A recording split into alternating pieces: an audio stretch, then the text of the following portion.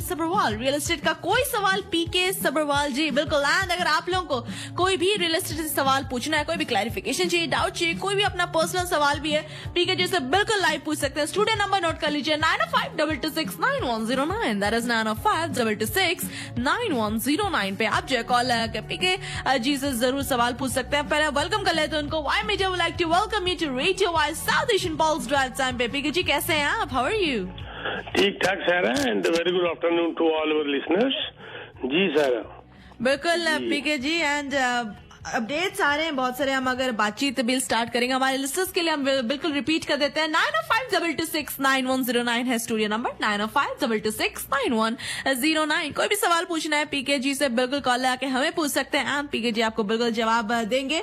पीके जी latest अभी क्या update चल रहा है रियल एस्टेट के मार्केट से, वहां से स्टार्ट करते हैं, फिर सवाल जवाब बिल्कुल कंटिन्यू करेंगे जी। लेटेस्ट अभी मैं हाउसिंग स्टार्ट्स की बात कर दूं क्योंकि सबसे बड़ा मुद्दा इस वक्त यही बना हुआ है हाउसिंग स्टार्ट्स का। घर बन रहे हैं कि नहीं बन रहे, कितने बन रहे हैं, कम बन रहे हैं, ज्यादा बन रहे हैं। तो अभी जो सीएमएससी की लेटेस्ट रिपोर्ट आई है उसमें उन्होंने कहा है कि हाउसिंग स्टार्ट्स लगभग फ्लैट वही के वही रहे हैं और इंक्रीज भी ना के बराबर है अगर हम उसको फर्स्ट हाफ ऑफ 2023 की बात करें। उनका ये कहना है कि it is very difficult to maintain the constructions का चैलेंज जो है because of the challenges developers are facing regarding the increase building cost और राइजिंग इंटरेस्ट रेट वगैरह, वो खुद ही बहुत जबरदस्त फेस कर रहे हैं, जिसकी वजह से वो कंस्ट्रक्शन की तरफ कम जा रहे हैं, जिसका उल्टा असर जो है वो सप्लाई पे ऊपर पड़ जाता है। उनका ये मानना है कि अगर मॉन्ट्रियल को देखें तो लास्ट ईयर से कंपैरिजन करें फर्स्ट हाफ ऑफ 2022 तो 58% हाउसिंग स्टार्ट कम हुई है, मोर देन हाफ। देखिए कितना जबरदस्त फर्क पड़ गया। एडमंटन 29%, ऑटोवा 18% और कैलगरी लगभग फ्लैट रही है। तो सिर्फ टोरंटो और वैंकूवर के अंदर ये बड़ी है जहां पर के ऑलरेडी बहुत ज्यादा प्रॉब्लम्स हैं। ये हाउसिंग स्टार्ट जो है जो it will remain to low उनका मानना है और अफोर्डेबिलिटी का क्राइसिस बना रहने की उम्मीद है लॉन्ग टर्म तक। इनका ये भी मानना है सीएमएससी का कि ये जो रेंटल डिमांड है हाई और उसकी सप्लाई कम की वजह से रेंट बढ़ने की भी उम्मीद उनको नजर आ रही है, which is not a good sign. ये तो लेटेस्ट रियल एस्टेट की रिपोर्ट है। प्लस ये मैं कहना चाहूंगा कि मार्केट इस वक्त थोड़ी बायर्स की तरफ जा रही है और बाकी आगे देखो क्या होता है। तो whole scenario is not good for real estate. ये लंबा चलने की उम्मीद नजर आ रही है, at least another 1 year. Ji PK ji अगर हम मार्केट की भी बात करें तो there are lot of jobs जो अभी आ रहे हैं, लेबर मार्केट की अगर हम बात करें बहुत जॉब्स आ रहे हैं, तो उसका असर कुछ पड़ने वाला है रियल एस्टेट पे? उसका पॉजिटिव असर है जी। आपने ठीक कहा, 64,000 जॉब्स अभी क्रिएट हुई है, परसों की रिपोर्ट है ये। जबकि एक्सपेक्ट किया जा रहा था, प्रेडिक्शन ये की आ रही थी कि 20,000 गेन होंगे, लेकिन 64,000 गेन हुई है। It's a good news. और दूसरे तरफ वेज जो है वो भी 5.3% ईयर और ईयर बढ़े हैं, जबकि इन्फ्लेशन 4% है। It is also good news. आप कह रहे हैं कि इसका रियल एस्टेट पर क्या फर्क पड़ेगा? इसका रियल एस्टेट पर इनडायरेक्ट असर पड़ेगा। जैसे इंटरेस्ट रेट जब 25 अक्टूबर को जो बढ़ने की उम्मीद थी उसके चांसेस बहुत कम हो गए क्योंकि total on the whole economy slow चल रही है। आपका जैसे कहते हैं रिटेल कम है इस वक्त, और भी एनर्जी कॉस्ट वगैरह कम है, ग्रोसरी रुक गई हैं बढ़ने से या कम रफ्तार है बढ़ने की। तो ये सारी चीजें इस हक में जाती हैं कि on the whole economy not only in Canada all over the world slow चल रही है। उसका असर मेरे को इमीडिएट असर जो कहो तो ये 25 अक्टूबर को जो इंटरेस्ट रेट जो है डिक्लेयर होना है वो मुझे नहीं लगता कि अब बढ़ेगा, बल्कि ये माना जा रहा है कि ये मिडिल ऑफ 24 के बाद शायद अगर हिसाब से चलता रहा तो शायद घटने की तरफ चला जाएगा। ये रियल एस्टेट में फर्क पड़ेगा इसका। जी एंड पीके जी एक कुछ दिन पहले एक रिपोर्ट में पढ़ रही थी अबाउट, ये बातें आपसे पहले भी हुई थी, जो शॉर्ट टर्म रेंटल्स की बात नहीं कर रहे थे हम, बहुत आई थिंक कुछ हफ्ते पहले की बात थी आपके साथ हो रही थी कि जो शॉर्ट टर्म रेंटल्स है उनका असर भी पड़ता है रियल एस्टेट पे। एंड रिसेंट मैंने कोई एक न्यूज रिपोर्ट पढ़ी थी, टोरंटो स्टार में आया था ये न्यूज रिपोर्ट अबाउट जो डाउनटाउन में कॉन्डो बिल्डिंग्स नहीं होते उनमें मोस्टली जो यूनिट्स होते हैं उनको शॉर्ट टर्म रेंटल्स बना दिया जाता है। तो ये जो कंटिन्यूस शॉर्ट टर्म रेंटल्स बन रहे हैं इनका असर नहीं पड़ रहा है पीके जी? पड़ रहा है, पर जो शॉर्ट टर्म रेंटल दे रहे हैं वो भी तो रेंट पे ही रह रहे हैं ना, वो भी तो कहीं ना कहीं जाएंगे। इसका असर उल्टा होटल्स में पड़ रहा है, मोटल्स में पड़ रहा है, वो बात अलग है। लेकिन एक तो लैंडलॉर्ड जो है ना वो डर गए क्योंकि ये लैंडलॉर्ड टेनेंट बोर्ड के अंदर 1.5 साल, 1 साल, 2 साल की डेट लग रही है। एक टेनेंट ने किराया नहीं दिया, ऊपर से 1 साल की डेट लग गई। वो अलग बात है, मेरे ऐसा लैंडलॉर्ड जो है उस क्रेडिट, उसका टेनर का पूरा क्रेडिट का सत्यानाश कर देगा, उसको छोड़ेगा नहीं, उसके पीछे चला जाएगा और उससे पैसे लेके छोड़ेगा। पर सारे तो लैंडलॉर्ड ऐसे नहीं करते, तो वो क्या करते हैं, सिरदर्दी से बचने के लिए शॉर्ट टर्म में दे देते हैं। या तो या हमारी प्रोविंशियल गवर्नमेंट जो है, अभी उन्होंने 1.5 मिलियन 1.5 मिलियन डाला था लैंडलॉर्ड टेनेंट बोर्ड में स्टाफ बढ़ाने के लिए और कुछ इंप्रूवमेंट लाने के लिए। वो आउटडेटेड सिस्टम था, उसको चेंज करने के लिए। पर 1.5 मिलियन से क्या बनेगा? 2 साल से घट के वो 1 साल रह गया। और पैसा डालने की जरूरत है, डेट्स जल्दी जल्दी मिलने की जरूरत है, ताकि इसमें लैंडलॉर्ड को भी नुकसान ना हो, टेनेंट को भी नुकसान ना हो। जहां पर टेनेंट परेशान है वो भी परेशान है, 1 साल तक डेट नहीं मिल रही। जहां पर लैंडलॉर्ड परेशान है वहां लैंडलॉर्ड बहुत परेशान है, क्योंकि उसको 1 साल तक डेट नहीं मिल रही। इन सरदर्दियों से बचने के लिए कुछ लैंडलॉर्ड ने एयरबीएनबी में देना शुरू कर दिया, शॉर्ट टर्म रेंटल में देना शुरू कर दिया, ताकि हम इन सरदर्दियों से बच जाएं। देखो, ये एक हिंदी की कहावत है, आवश्यकता आविष्कार की जननी है। यानी कि आपकी जो जरूरत है उसी से आविष्कार होते हैं, नई नई चीजें निकलती हैं। तो ये जब प्रॉब्लम आ रही है उससे नई चीजें आ गई। अब लोग शॉर्ट टर्म की तरफ ज्यादा जा रहे हैं, कहते हैं कोई बात नहीं, आधा महीना खाली पड़ा रहे, लेकिन जो आधा महीना चढ़ रहा है तो कम से कम उसमें लगभग हमारा किराया पूरा और हमारी सरदर्दियां तो खत्म हो रही हैं। इसमें लैंडलॉर्ड ने भी मिस यूज किया टेनेंट्स को, और कई जगह टेनेंट्स ने भी बहुत मिस यूज किया लैंडलॉर्ड को। तो हल तो इसी तरीके से निकलता है। और ये जो मैं इसके ऊपर एक बात और बताता हूँ बड़ी इंपॉर्टेंट। अभी ये जो इसी के ऊपर जाके अभी जो ब्रैम्पटन के अंदर काउंसिल की जो मीटिंग हुई थी 20 सितंबर को, और सिटी प्लानर थी मिरेला पालर्मो, और उन्होंने ये ओवरव्यू उनका ये था कि भाई रेजिडेंशियल रेंटल लाइसेंसिंग का जो पायलट प्रोग्राम वो बना रही है, वो एम कर रही है इस तरीके से कि कॉर्पोरेट लैंडलॉर्ड्स जो है उनको रेजिडेंशियल रेंटल स्कीम के अंदर इंक्लूड किया जाए। अभी इनको इंक्लूड नहीं किया जाता। तो क्या होता है कि जैसे 5 यूनिट्स एंड मोर, उस जो कमर्शियल है जिसके अंदर उनको रेजिडेंशियल में देते हैं 5, उसको कमर्शियल में लाके उसको चाहे वो रेजिडेंशियल यूनिट क्या ना हो तो उसको कॉर्पोरेट लैंडलॉर्ड की कैटेगरी में ले आते हैं, और वो अकाउंटेबल नहीं होते for the violations of tenants rights and safety, बहुत हद तक, नॉट ऑल, बहुत हद तक। तो उसको भी उसके अंदर इंक्लूड करने की बात की जा रही है। उनका ये कहना था कि एवरेज रेंट जो है ना वो जो बढ़ गया, जो 2013 में, मैं आपको एग्जांपल देता हूं, उनकी रिपोर्ट के अंदर लिखा गया, कितनी इंटरेस्टिंग बात है। 2013 में जो 1100 था वो 2023 में बढ़कर 3100 हो गया, 300 टाइम्स जी। और रेंट और जो लोगों की इनकम पता कितनी बढ़ी है? 30%, 10 टाइम्स, मतलब रेंट बढ़ गया। यानी कि किसी की अगर इनकम 1000 थी तो 30% कितनी होती है? 1300 बढ़ी है, सिर्फ 1300 हुई है टोटल, 300 बढ़ी। 1000 अगर किसी की इनकम थी तो 30% का मतलब हो गया 1300, तो यानी कि वो 300 बढ़ के 1300 हो गई, और रेंट 1000 से बढ़ के 3000 हो गए। अब बताइए एक आम आदमी कहां से रोटी खाएगा? इसको उन्होंने मुद्दा उठाया है, और उनका ये उन्होंने प्रपोज किया है कि ये रूल इम्प्लीमेंट किया जाए फ्रॉम 1 जनवरी 2024। ब्रैम्पटन ने इनिशिएटिव लिया है, तो देखो अब क्या होता है आगे जाके। है तो टेनेंट की, जो आपने क्वेश्चन पूछा कि शॉर्ट टर्म रेंटल, उससे वाकई और टेनेंट्स को प्रॉब्लम आ रही है बहुत ज्यादा। यहाँ तक हमने प्रोफेशनल टेनेंट्स देखे हैं जो घर में जाके बैठ जाते हैं, उसका किराया देना नेक्स्ट मंथ से बंद कर देते हैं। है ना हैरानगी की बात जी। कि आज बैठे किराए पे, अगले महीने से रेंट देना बंद। कहते चलो जब तक फैसला होगा साल तक हमारे को, चलो 36,000 डालो तो बच गए, उसके बाद बाहर निकल जाएंगे, कहीं और चले जाएंगे। जी जी जी जी। पर उनको ये नहीं पता कि जब लैंडलॉर्ड कुछ ऐसे भी हैं जो उनको घर तक नहीं छोड़ेंगे, उनको कंज्यूमर कोर्ट में लेके जाएंगे या उनके ऊपर उनका क्रेडिट का सत्यानाश कर देंगे। पर मेजॉरिटी ऑफ द लैंडलॉर्ड इस बात की तरफ ध्यान नहीं देते, वो कह रहे चल गया जान छूटी। तो इन सदर्जियों से बचने के लिए ये जो शॉर्ट टर्म रेंटल जो है ना, वो चीज शुरू हुई है।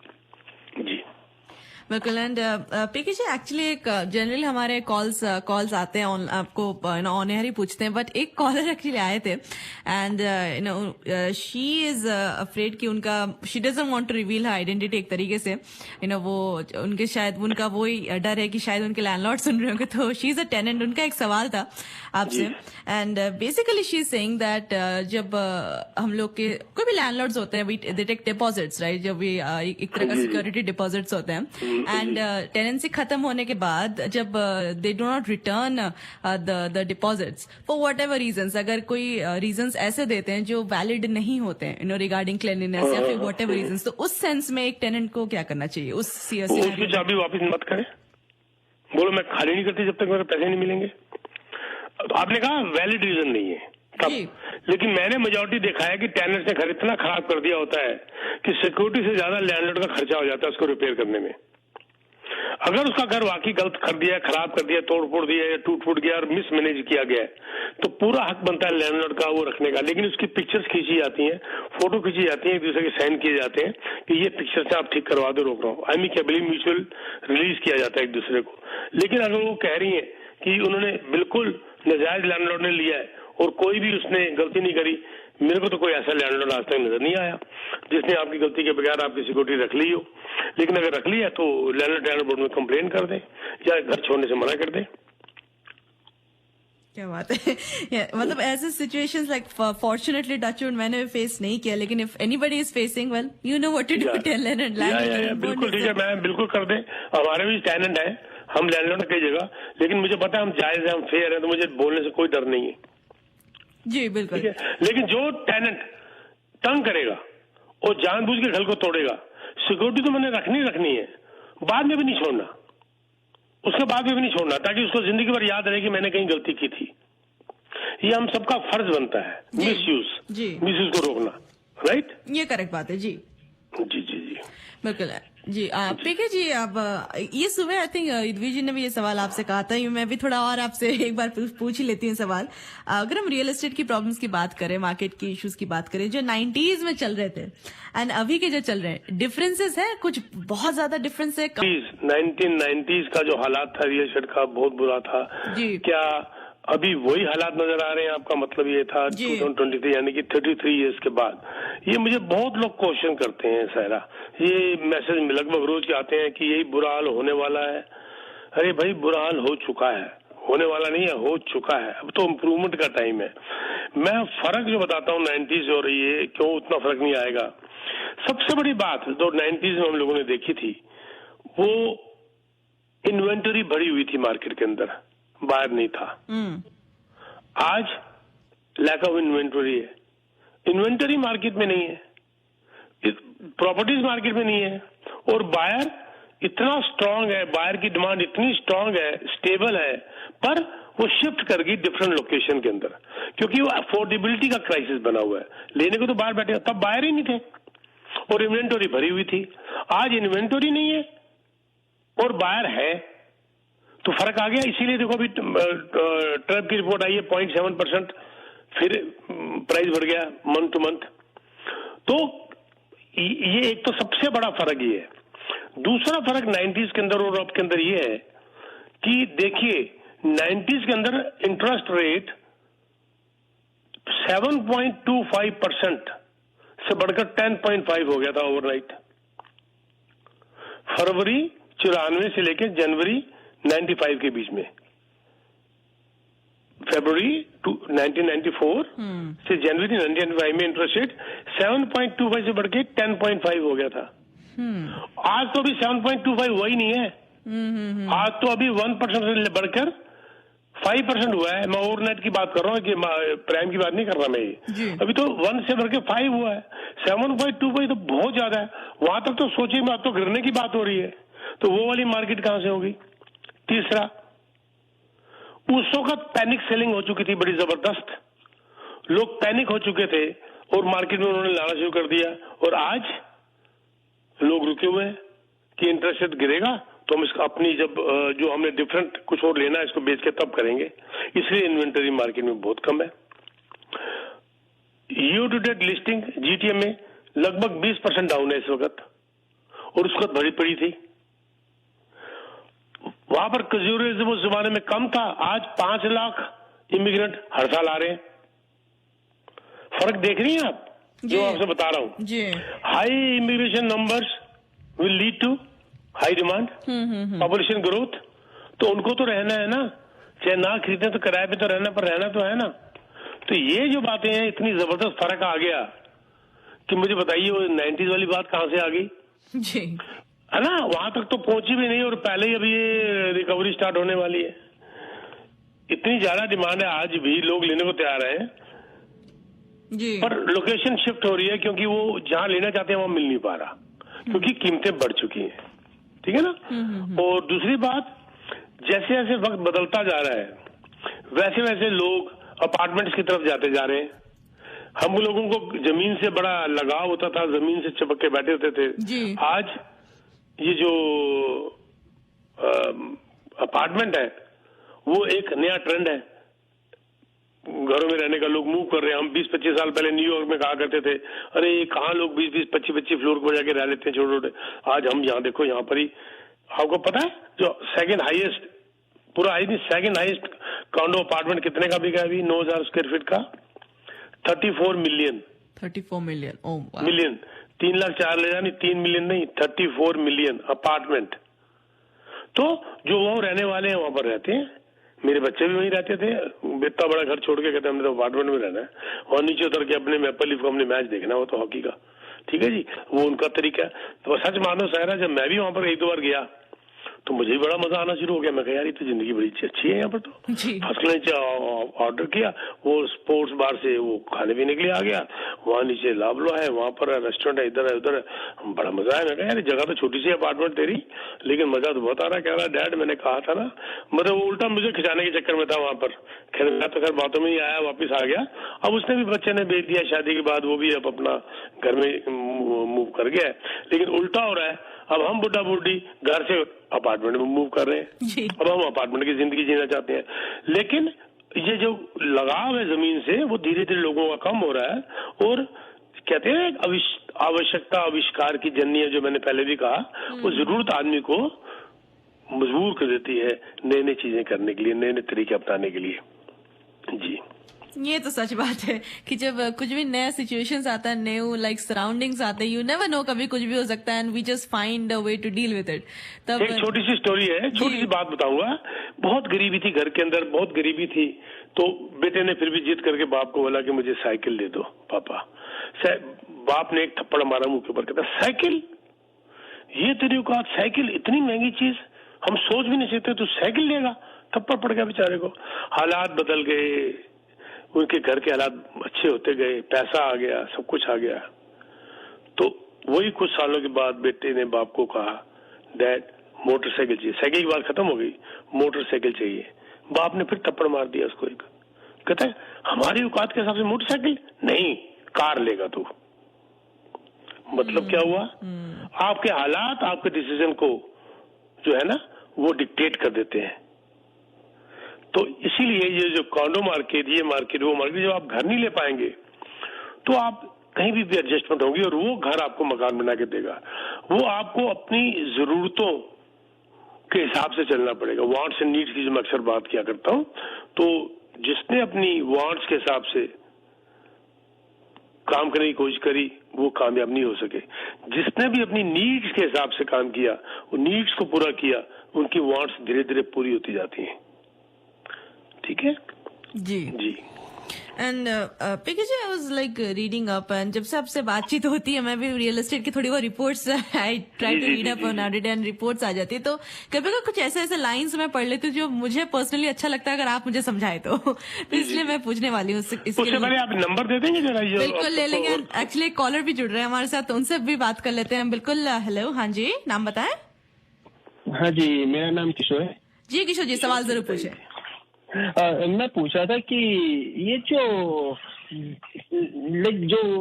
थोड़ी सी इंफॉर्मेशन चाहिए थी कि ये जो अपने हम हमारे बच्चों के नाम पे घर करते हैं, तब वो कोई टैक्स लगता है या नहीं लगता? कितने जनरेशन तक वो हमको टैक्स नहीं लगा सकते, और कितने जनरेशन के बाद? विल की बात कर रहे हैं, विल की बात कर रहे हैं, किसकी बात कर रहे हैं? हाँ जी, विल की बात ही मान लो जी। विल की वो प्रोवाइड फीस लगती है जी, अगर आप विल कर देंगे तो बहुत अच्छी बात है ये। 1% प्रोवाइड फीस लगती है, कोई बड़ी बात नहीं है इसके अंदर, तो कर देनी चाहिए। और नहीं तो अगर विल के बगैर जाते हैं तो उनका खर्चा बहुत ज्यादा बढ़ जाता है, नंबर 1। नंबर 2, अगर आप जीते जाते प्रॉपर्टी उनके नाम ट्रांसफर करना चाहते हैं तो डिपेंड करता है आपने उसके ऊपर लोन कितना देना है। मान लीजिए आपने कोई लोन नहीं देना और आपका घर 1 मिलियन का है, आपने बच्चे के नाम करना ट्रांसफर, तो उसको $1 कंसिडरेशन वैल्यू करके भी ट्रांसफर कर सकते हैं, $1 ओनली। लेकिन अगर आपने बैंक का देना है 8 लाख और तब आप $1 में नहीं कर सकते। जब उसने 8 लाख बैंक का देना तो मिनिमम उतनी वैल्यू तो दिखानी पड़ेगी आपको। समझ आ गई बात? मैं ये जो, क्योंकि आपने मेरे से अकाउंटिंग का क्वेश्चन पूछा है, लॉ का क्वेश्चन किया है, तो मैं डिस्क्लेमर हमेशा देता हूँ कि मैं लॉयर नहीं हूँ सर, मैं किशोर जी मैं अकाउंटेंट भी नहीं हूँ, सिर्फ अपना एक्सपीरियंस मैं आप लोगों से शेयर करता हूँ। तो इसीलिए जरा आप प्लीज अकाउंटेंट या लॉयर से भी दोबारा पूछ लीजिएगा, ठीक है ना? किशोर जी मैं 1 मिनट आपको होल्ड कर सकता हूँ, आप मुझे बताइए आपको प्रोग्राम कैसा लगता है? आप पहली बार सुन रहे हैं या पहले भी सुना? नहीं, मैं तो आपको through out the day follow करते रहता हूँ सर। 101.3 और सुबह में 1650 सभी फॉलो करता रहता हूँ सर। तो इसका मतलब आपको प्रोग्राम ठीक लगता है सर? हाँ जी सर, बहुत अच्छा लगता है। कड़वा मैं कई बार हो जाता हूँ, आदत से मजबूर हूँ, तो नहीं तो कड़वाई देखो, कड़वाई तो सच है ना जी। सपोज हम लोग कितनी भी चॉकलेट खा ले, बट एट द एंड वो तो हमको डॉक्टर के पास ही भेजना है। अगर हमने करेला का जूस या नीम की पत्तियां खा ली तो वही कड़वाई से एट द एंड में काम में लगना है सर। जी, मेरे को ये सिखाया गया है कि सच बोलो सुखी रहो। ये आप कभी भी इस बात का ठेका मत लो कि तुमको लोगों को खुश करना है। आप कभी भी खुश नहीं कर सकते। लोगों को खुश करते करते आप खुद परेशान हो जाओगे। सच बात बोल दो तो वो अगर खुश उससे होगा, नहीं होगा। लेकिन आपने अपनी तरफ से जो है वो सच्ची बात कर देनी है, क्योंकि एक कहावत बड़ी मशहूर है, अच्छे ने अच्छा और बुरे ने बुरा जाना मुझे, अच्छे ने अच्छा और बुरे ने बुरा जाना मुझे, जिसकी जितनी जरूरत थी उसने उतना ही पहचाना मुझे। राइट? तो जो आदमी खुद है वो जैसे समझेगा, हमने सीधी बात बोल के निकल जाना आगे, बात खत्म। सही है सर, थैंक यू सर। आपका प्रोग्राम बहुत ही अच्छा होता है through out the day. Thank you sir, thank you very much. Thank you. Low message फिर आ गया। सायरा ये बोल रहे हैं जो मैंने अभी 2 लाइनें बोली हैं, दोबारा बोलो जी। बोल दीजिए। पता नहीं, ये तो मेरे को अचानक याद आ गया। मैं धीरे धीरे बोलता हूँ ताकि भाई साहब आप लिख लीजिए, जिसने इन्होंने तो नाम भी नहीं लिखा, ये भाई साहब है या बहन जी है मुझे पता नहीं। तो अच्छे ने अच्छा और बुरे ने बुरा जाना मुझे, अच्छे ने अच्छा और बुरे ने बुरा जाना मुझे, जिसकी जितनी जरूरत थी उसने उतना ही पहचाना मुझे, जिसकी जितनी ही जरूरत थी उसने उतना ही पहचाना मुझे। ठीक बात है। अब जो अच्छा है वो अच्छा समझेगा, बुरा बुरा समझेगा। लेट देम अज्यूम व्हाटएवर, उनको सोचने तो मैंने तो अपनी बात करके आगे निकल जाना है। जी सर, ये सही बात कहा आपने बीके जी। जैसे आप मतलब जो भी आप करने हैं, we will do what we have to do. अब लोग जैसे परसीव करते हैं वही परसीव ही करेंगे, we can't have control over that. बिल्कुल। एंड स्टूडियो नंबर में हमारे लिसनर्स के लिए एक दफा फिर रिपीट कर देती हूँ, 905-226-9109 इज द स्टूडियो नंबर, 905-226-9109 पे आप जो भी सवाल पूछना चाहते हैं रियल एस्टेट से रिलेटेड, पीके जी हमारे साथ बिल्कुल जुड़े हुए हैं। पीके सबरवाल फ्रॉम टीम सबरवाल, आपसे जो भी सवाल पूछना है रियल एस्टेट से रिलेटेड, कोई भी डाउट है, क्लैरिफिकेशन है, बिल्कुल पूछ सकते हैं। हमारे साथ एक कॉलर जुड़ रहे हैं, बिल्कुल हम बात करते हैं उनसे। हाँ जी, हेलो हेलो हेलो जी। हाँ जी, नमस्कार जी। मेरा क्वेश्चन है, जैसे फादर मदर दोनों के नाम पे मकान है, तो बेटे का नाम ऐड हुआ है, तो वो बेटे का नाम ऐड हुआ है क्योंकि वो तो यहाँ रहता नहीं, उसका प्रिंसिपल हाउस तो है नहीं है, ये हमारा दोनों का प्रिंसिपल हाउस है। तो if you want to sell that, कि वो कैसे डिस्ट्रीब्यूट हो, कैसे होता है वो? नहीं, बेटे का आपने उनकी मॉडल का नाम डाला होगा ना? यस मॉडल के लिए। हाँ, बस कोई कैपिटल गेन नहीं है, कुछ नहीं है।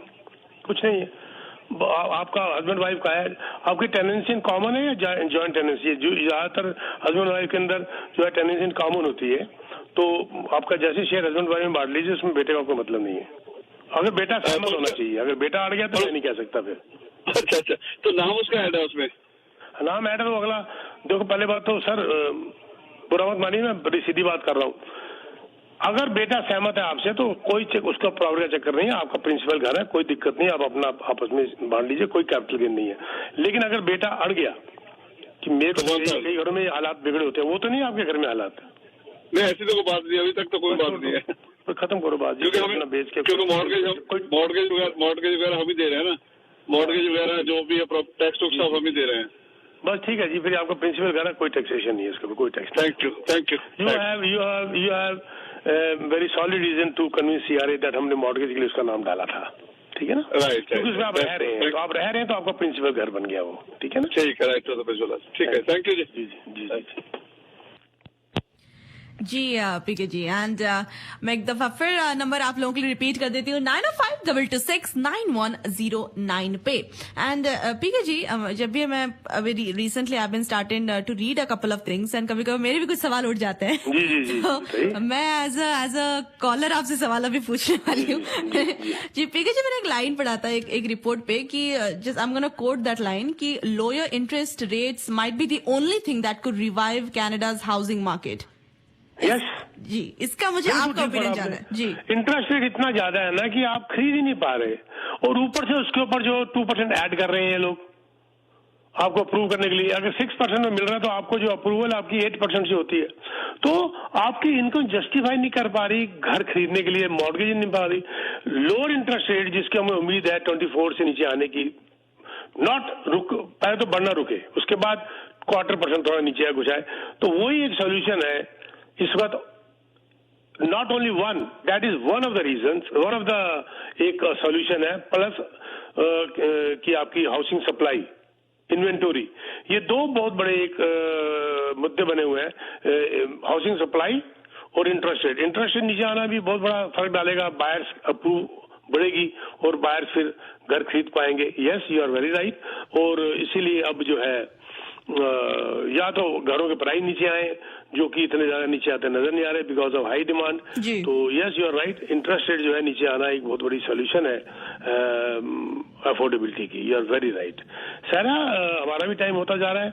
एक्चुअली हमारे साथ एक और कॉलर भी जुड़ चुके हैं, चौधरी जी शायद जुड़ चुके हैं। हाँ जी, आप ऑन एयर है, आप सवाल पूछ सकते हैं जी। हाँ जी, नमस्कार जी पीके साहब। मेरा ये सवाल है कि मैंने एक इस साल टाउन होम बुक करवाया था अप्रैल के अंदर बिल्डर से ब्राम्पटन में, और वो अगले साल के एंड में मिलने वाला है, तो तब तक क्या लगता है मार्केट कुछ स्टेबल हो जाएगा? पहली बात तो ये है, उसमें रहोगे या इन्वेस्टमेंट है? नहीं, इन्वेस्टमेंट है। हाँ, तो कभी भी मैंने कहा हुआ है 1 साल की कभी नहीं किया करते, आपने फिर वही गलती करी। नहीं, मैंने टाउन होम तो 1-1.5 साल से ज्यादा मिलता नहीं है ना, तो आपने लेना जरूरी थोड़ा है। भाई मिलता नहीं का मतलब ये थोड़ा कि आप ले लोगे। देखो, जैसे मैं अभी थोड़ी देर पहले कह रहा था कि जिसे कहते हैं बायर्स मार्केट है।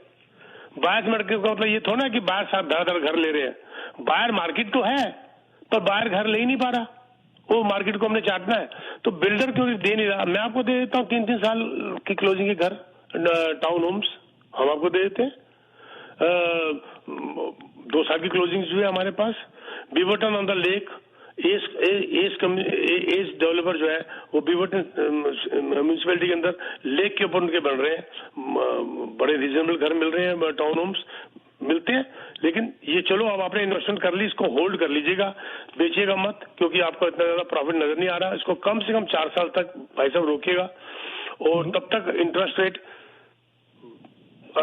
ज्यादा नहीं तो 0.25% घटेगा या 0.5% या रुक जाएगा, तो it will be little comfortable next year, by the end of next year. जी ठीक है ना? As long as you comfortable, I am fine. Yeah it will be comfortable sir. ठीक है, थैंक यू। जी सर। जी बिल्कुल पीके जी। जी, तो मैं ज्यादा तो बता रहा हूँ, जैसे मैंने अभी बीवर्टन की बात करी, एज डेवलपमेंट की, इनके टाउन होम से बड़े प्यारे 3 किस्म से यूज हो सकते हैं। खुद भी एज ए वैकेशन होम बनाइए, या उसको रेंट पे दे दीजिए, या उसको एयरबीएनबी भी दे सकते हैं। उसके मल्टीपल यूनिट बना के बिल्डर दे सकता है आपको। एक पोर्शन में आप रह लीजिए, एक किराए पे दे दीजिए, इनकम भी करते रहिए, वैकेशन होम भी बना लीजिए, रेंट पे भी दे दीजिए। बड़े अच्छे उसके हैं, और अच्छा बिल्डर है, रिस्पेक्ट है मार्केट के अंदर। मुझे कंटेक्ट कर लीजिए, मैं आपको दिलवाता हूँ वहाँ पर टाउन होम्स। बड़े अच्छे सज्जन लोग हैं, very nice builder, as developments. मेरे से बात करिए, मैं आपको दिलवाता हूँ वहाँ पर। मेरा नंबर नोट कर लीजिए, 647-299-4757। I repeat, 647-299-4757। और you can visit teamsabarwal.com। M6 जो है बड़ा कामयाब रहा प्रोजेक्ट, जिन लोगों को मैंने लेके दिया उनको बहुत बहुत बधाई हो। बड़े जबरदस्त बिल्डर ने इसके अंदर प्राइजेस रखे, क्लोजिंग रखी, पेमेंट का स्ट्रक्चर रखा, 6 साल की क्लोजिंग, 3 साल का पेमेंट स्ट्रक्चर, 1250 के आसपास पर स्क्वायर फीट का प्राइस रखा with the hottest place in Mississauga square one के ऊपर, नोबडी कैन डिनाई इट। और उसके अलावा कुछ और जो ऑलरेडी प्रोजेक्ट लॉन्च हो गया उसके ऊपर बड़े बड़े इंसेंटिव्स हम लेकर आए हुए हैं। अगर आपको मेरे से मिलना हो तो मिल लीजिए, मैं आपको बताऊंगा किस प्रोजेक्ट में क्या है। मैं नंबर फिर देता हूँ 6472994757। Thank you very much sir, फिर अगले हफ्ते बात होगी। पीके जी, अगर बस थोड़ा टाइम है, एक्चुअली एक कॉलर हमारे साथ जुड़ रहे हैं, बहुत टाइम से ट्राई कर रहे थे। Can we take him on air? जी, अपना सवाल जरूर पूछिए। जी जी ठीक है जी, नमस्ते जी, क्या हाल है? नमस्ते, ठीक ठाक सर। सर आपने सुबह यही कॉन्सेप्ट तो आधा तो कर दिया था, अब उसका सेकंड पार्ट था क्वेश्चन का, वो ये अभी आजकल अच्छे टेनेंट कहाँ से मिल सकते हैं? अच्छा, ये आपका क्वेश्चन है सर अभी? हाँ जी सर, सुबह आपसे मैंने क्वेश्चन पूछा था, एक तो मैं सिर्फ 10 मिनट लगाऊंगा, ठीक है? ओके ठीक है जी, लगाओ। सारा मेरा अगला शो का टाइम हो रहा है, लेकिन मैं फिर भी 10 मिनट लगाऊंगा। एक तो ये बंदे बड़े इंटरेस्टिंग है, बड़े मजेदार है, और दूसरी बात है इनको नॉलेज बहुत है। तीसरी बात है नॉलेज होने के बाद भी ये मानने को तैयार नहीं है कि इनको नॉलेज है, फिर भी पूछते हैं, ठीक है? ये बड़प्पन है इनका।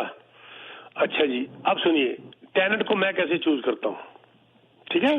मेरा लीजिंग डिपार्टमेंट है पूरा, लेकिन मैं बताता हूं मैं कैसे चूज करता हूं।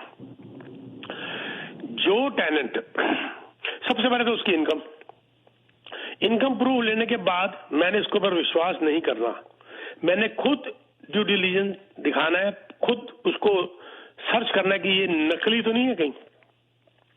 और आजकल बहुत ऐसे केस आ रहे हैं जिसमें नकली इनकम दिखा दी जाती है और फोन नंबर दे दिया जाता है। जब आप फोन करते हो तो वहां पर उनका ही बंदा बैठा होता है और कहता है यस वी कंफर्म। नो, वो नहीं चलेगा। मेरे यहां पर फेल्योर या गलती के चांसेस अभी आज तक तो कभी नजर नहीं आए, शायद मेरे को तो याद ही नहीं है कि कोई मेरा टेंट खराब निकला हो। नंबर 2, उसका क्रेडिट रिपोर्ट। आप उससे मांगेंगे तो भी उससे एक अप्रूवल लीजिए, फॉर्म होता है, साइन करवाइए कि मैं चेक करूंगा तेरा क्रेडिट। उसके अंदर भी मैंने बहुत फ्रॉड देखा है। अब क्रेडिट रिपोर्ट ध्यान से सुनिए सर, क्रेडिट रिपोर्ट पढ़ने का अगर अच्छी है इसका मतलब ये नहीं है कि उसका क्रेडिट अच्छा तो दे दो, उसकी हिस्ट्री पूरी देखिए आप क्रेडिट रिपोर्ट की। मान लीजिए उसकी क्रेडिट रिपोर्ट दिखा रहा है 680, कहने को तो ठीक है, बहुत अच्छा नहीं है पर ठीक है, गुड है। लेकिन जब उसकी रिपोर्ट पूरी पढ़िए, डिटेल्ड रिपोर्ट, उसमें नजर आ रहा है फलाने कितने देने, फलाने कितने देने, फलाने कितने देने, वहां से लेके वहां दे दिए, वहां से लेके वहां दे दिए, या वहां पर इंक्वायरी होगी लोन की, वहां पर इंक्वायरी होगी लोन की, वहां पर उड़ गई। दैट मीन्स कि हालात खराब होने वाले हैं। सर हम लोग सिर्फ क्रेडिट रिपोर्ट के नंबर को पढ़ के चुप कर जाते हैं, हाँ ठीक है, लेकिन पढ़ो कि इसके हालात आगे क्या होने वाले हैं। उसकी रिपोर्ट पूरी पढ़ने से समझ आ जाएगा कि इसको इस वक्त पैसे की जबरदस्त जरूरत पड़ रही है और ये जगह जगह पैसे मांग रहा है। फलानी जगह अप्लाई किया, फलानी जगह अप्लाई किया, फलानी जगह अप्लाई किया, होम डिपो में कर लिया, फ्यूचर शॉप में कर लिया, यहाँ कर लिया, वहां कर लिया, तो यानी कि हालात थोड़े खराब नजर आ रहे हैं। इसके तरफ ध्यान दीजिए। क्रेडिट रिपोर्ट चेक करने का भी तरीका होता है सर, उसको खुद बोलिए कि परमिशन है कि हम खुद निकलवाएंगे। 2 बातें होगी। तीसरा देखिए उनका फैमिली स्ट्रक्चर। इसको और मैं लंबा कमेंट्स नहीं दूंगा क्योंकि मेरे ऊपर फिर वो डिस्क्रिमिनेशन की बातें आ जाएंगी। फैमिली स्ट्रक्चर का सर बहुत बड़ा मायना रखता है। दूसरी शादी है, तीसरी शादी है, पहली है, वो छोड़ के आई है, ये छोड़ के आया, उसके बच्चे कितने, इसके बच्चे कितने, या टोटल बच्चे कितने, या चलो पहली शादी है तो भी बच्चे कितने, कितने बड़े हैं। ये बातों में बहुत कुछ डिपेंड करता है कि आपका फ्यूचर कहाँ होने जा रहा है। अब इसके बाद नेक्स्ट बात में चलता हूं मैं आपको। उसकी इनकम कितनी है और इनकम के हिसाब से वो किस ढंग से चल रहे हैं, किस ढंग से अपने आप को प्रेजेंट कर रहे हैं, ये बहुत जरूरी है। पता चला कि जी पीके थी, गधा तो गधा ही रह जाता है सर। तो ये इंग्लिश से हिंदी ये पढ़ा लिखा ना पड़ेगा ना। गुणवान ना जमीए जमीए भागवान, गुरबानी लिखा है तो इसे सरदार जी मैनू लगते हो, थोड़ी गल्लां ते लग रहा है मैनू। गुणवान ना जमीए जमीए भागवान, भागवान के द्वार ते खड़ा रहे गुणवान। तो किस तरह गल की गुणवानी लिखा है सर? है हाँ जी सर, हाँ जी बिल्कुल, बहुत ही गल सर। चाहे जिन्नी मर्जी नॉलेज हो सर, सब तो सीखने को मिलता है, ताई फोन करते हैं, ताई फॉलो करते हैं। तो सर एक क्लास नॉलेज तो मुझे है नहीं सर, मैं थोड़े लोगों को सीखिया सिर्फ। मैं हर धर्म नू मनना, हर धर्म दी में कुछ अच्छी अच्छी गल्लां सीखना। गुरबाणी दी मैनूं यह गल बहुत चंगी लग रही है कि गुणवान ना जमीए जमीए भागवान, भागवान के द्वार ते खड़ा रहे गुणवान। ते सर ਇਹ ਜਿਹੜੀ ਤੁਸੀਂ ਮੇਰੀ 5-6 ਗੱਲਾਂ ਅਗਰ ਤੁਸੀਂ ਅਪਣਾ ਲਓ ਤਾਂ ਤੁਸੀਂ ਟੈਨੈਂਟ ਦੇ ਮਾਮਲੇ 'ਚ ਕਦੀ ਧੋਖਾ ਨਹੀਂ ਖਾਓਗੇ। ਸਰ ਜਿਵੇਂ ਹੁਣ ਅੱਜ ਕੱਲ ਆਪਣੇ ਪੀਕੇ ਜੀ ਰੈਂਟ ਵਗੈਰਾ ਮੋਸਟਲੀ 3000 3500 4000 ਹੈਗਾ ਮੋਸਟਲੀ ਹੈ ਨਾ ਜੀ। ਤੇ ਉਹਦੇ ਵਿੱਚ ਇਨਕਮ ਲੈਵਲ ਕਿੰਨਾ ਹੋਣਾ ਚਾਹੀਦਾ ਟੈਨੈਂਟ ਦਾ? Very nice, beautiful. आपने 36,000 3000 का गिन लिया, नहीं गिनना, आपने 40,000 गिनना है सर। 3000 के हिसाब से 12 या 36,000 बनता है, लेकिन आपने उसके ऊपर 10% ऐड करना है, उसको आपने 40,000 मानना है। मिनिमम 3000 इनकम के लिए मिनिमम, अगर घर के अंदर सिर्फ हस्बैंड वाइफ है और एक बच्चा है, 2 बच्चे होंगे तो फायदा हो जाएगा उल्टा, क्योंकि उनको थोड़ा वहां से गवर्नमेंट से भी पैसा आ जाएगा। उसको छोड़ दो, चाइल्ड बेनिफिट को छोड़ दो।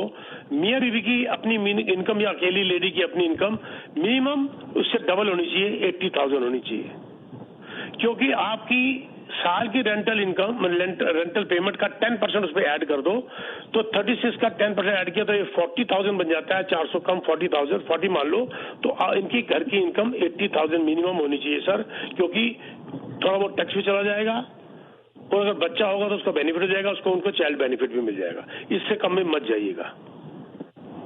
ठीक है sir, thank you sir, thank you very thank much. You. आपके क्वेश्चन करने का, कॉल करने का बहुत बहुत शुक्रिया, और आप लोगों से ही सर थोड़ा हम भी सीखते हैं फिर आगे से। नहीं सर, आपसे सीखते हैं सर, आप बहुत अच्छा आप करते हो, थैंक यू वेरी मच। ये एक किस्म का आप जो सेवा ही कर रहे हो सबकी ना, जो आप इतने सालों का आपने नॉलेज देखो इकट्ठी करने में कितने साल लगे आपको, और हम लोग बस रेडियो पे बैठ के आधा घंटा घंटे में सारा कुछ सीख जाते हैं आपसे। थैंक यू सर, आपका दिया हुआ है जो मैं थोड़ा देने की कोशिश कर रहा हूँ। Thank you very much sir, thank you very much sir ji. And PK ji बहुत अच्छा लगा जी, बिल्कुल पीके जी। एंड जस्ट एक चीज पीके जी बोलना था आपको, जब सब बोल रहे थे कि आपसे बहुत सीखने को मिलता है, इट इज करेक्ट। इसलिए सर हमारे एक और कॉलर बैठे हुए पिछले 10 मिनट से, थे waiting for a while. Please आप बात कर लीजिए उनसे जी, आप सवाल पूछ सकते हैं, आप ऑन एयर है जी। पीके जी, आई नो कि ये क्वेश्चन डायरेक्टली आपसे रेलेवेंट नहीं है, क्योंकि लेकिन आप वन मैन आर्मी हो तो इसलिए आपसे पूछ रहा हूँ। मैंने एक घर में मुझे प्रॉफिट हो गया और वो मैंने बेच दिया, और दूसरे घर में मुझे लॉस हो गया सेम ईयर में, तो ये दोनों चीजें मेरी एडजस्टेबल है? 100% वेरी नाइस, बहुत अच्छा question of the day sir. आपका ईयर एंडिंग के अंदर माना जाता है टोटल आपको कैपिटल गेन कितना हुआ, बल्कि अगर आपको कैपिटल लॉस होता है उसको कैरी ओवर भी कर सकते हैं आप, पता है आपको? अब ये कितना लंबा पीछे जा सकते हैं? ये अकाउंटेंट से बात करिए, वो आपके हालात के हिसाब से बताएगा, ठीक है? आपका कैपिटल लॉस भी कैरी ओवर हो जाएगा और उसको आगे आगे कैपिटल गेन से आप उसको एडजस्ट करवा सकते हैं। बिल्कुल उसको अपनी रिटर्न के अंदर डाल के रख दीजिएगा। अकाउंटेंट आपके प्रोफाइल के हिसाब से आपको समझा देगा कैसे लिया है, आपने लिया इनकॉर्पोरेशन के नाम से लिया, कंपनी के नाम से लिया, कैसे लिया, और आपका टोटल प्रोफाइल क्या था। तो ये आप कैरी ओवर भी कर सकते हैं और इसको एडजस्ट भी कर सकते हैं। Very good question. Okay sir, thank you very much. Thank you very much, thank you very much ji PK ji. Thank you so much ji. और कोई क्वेश्चन तो नहीं है? और कोई कॉलर्स अभी वेट। अच्छा, इन भाई साहब को क्योंकि मैंने अकाउंटिंग का आंसर दिया था तो मैं फिर डिस्क्लेमर देना चाहूंगा, I am not an accountant. मैं अपना तजुर्बा शेयर करता हूँ, प्लीज अकाउंटेंट से बात कर लीजिएगा। Thank you very much sir, और अगले हफ्ते फिर बात होगी। बिल्कुल, thank you so much PK ji for being with us, इतने सारी इन्फॉर्मेशन हमारे साथ शेयर करने के लिए। We wish you all the best, thank you so much. Thank you very much.